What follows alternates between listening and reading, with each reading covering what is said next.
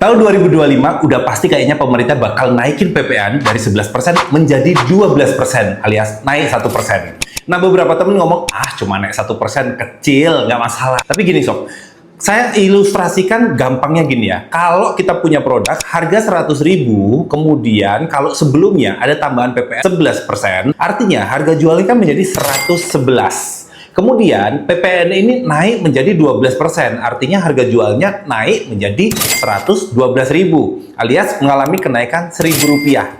Itu teorinya. Prakteknya nggak seperti itu sob. Kenapa? Karena semua produk yang ada, ya misalnya kita menjual suatu produk, itu kan tersusun berdasarkan berbagai elemen faktor dasar. Ya, contoh, misal kalau kita menjual sebuah sepatu nih, itu kan bukan langsung dari barang jadi. Misalnya sepatu harga 100.000, kemudian tambahin PPN. Mungkin nggak seperti itu, tapi semua itu tersusun berdasarkan material-material dasar. Contoh, mulai dari sol sepatunya, kemudian dari kainnya, ongkos tenaganya, semuanya akan mengalami perubahan, akan mengalami kenaikan.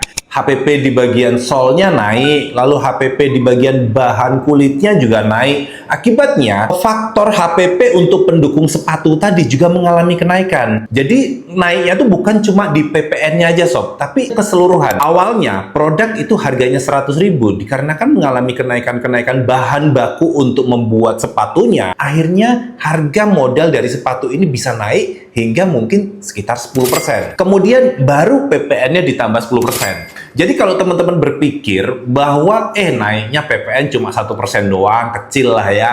Kalau 100.000 jadi sebelumnya jadi 111, sekarang jadi 112. Enggak sesimpel itu sob. Karena ternyata semua itu akan saling berkaitan, dan menurut prediksi saya, kalau terjadi kenaikan PPN ini akan mengakibatkan harga produk itu naik. Nggak cuma 1%, tapi bisa sampai di angka sekitar 10%. Kalau teman-teman sekarang belanja di angka 100.000 plus PPN, 11% jadi 111, besok itu HPP-nya mungkin sudah di angka 110, plus PPN 12%. Jadi kemungkinan harga jualnya sudah bisa sampai di angka sekitar 125 ribuan. Itulah yang akan mengakibatkan bahaya secara ekonomi secara keseluruhan. Karena harga produk yang naik ini mengakibatkan daya beli masyarakat mengalami penurunan. Orang mau berbelanja jadi susah. Jadi sebuah lingkaran yang akan mengakibatkan produsen atau pabrik juga akan kesulitan untuk pengembangan produk dan akhirnya melakukan PHK massal.